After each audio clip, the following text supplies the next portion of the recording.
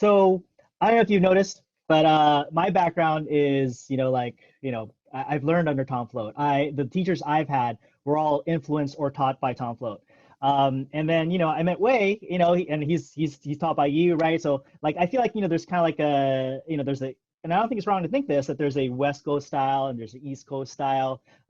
So like, what would you say is the difference between the two? Is there such a thing?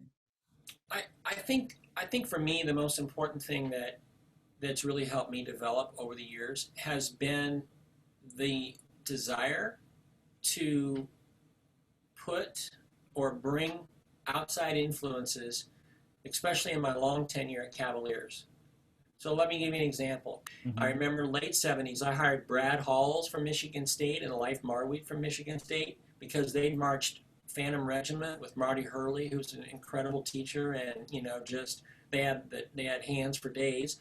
But they had aged out at the Blue Devils and had Tom Float influence. Hmm. So I felt like, both those guys, I already knew them a little bit and I thought they were great people. And so I brought them in to infuse the staff, and that was bringing in Regiment and Blue Devils. I love what these guys are doing. And I'll tell Hmm. you something I learned a long time ago is to watch people you really respect. When I was young, watching Tom Float with the Blue Devils or Scott Johnson, even, watching the guys, I learned a lot in terms of the way they approach the kids, going to different warm-ups, the way the staff approached the kids was so diverse Mm. and still is. Some guys are very relaxed with it, and that's how they get the most out of the kids. I think that, when you really look at that, there's a lot to learn from just going to watch somebody warm up if you're paying attention for those things.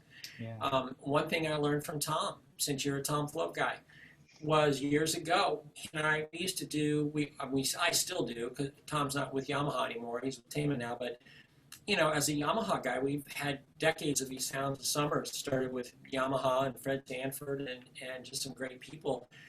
And, Tom we would have like three levels of groups at these camps: beginner, Mhm. intermediate, and, slightly more advanced or whatever. And Tom would always start with the young kids. He always wanted to take the young group first.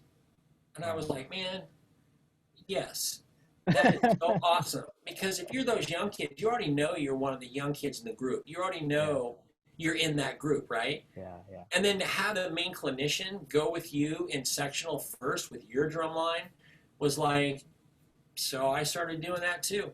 Right. You know, That's it's awesome. like that's a Tom thing, and I just try to learn from all the guys. Hmm. Everybody brings a different flavor to the table, but I take what I think is really, productive, healthy, awesome. Yeah. I, Yeah. I, I just try to pass it on, I guess.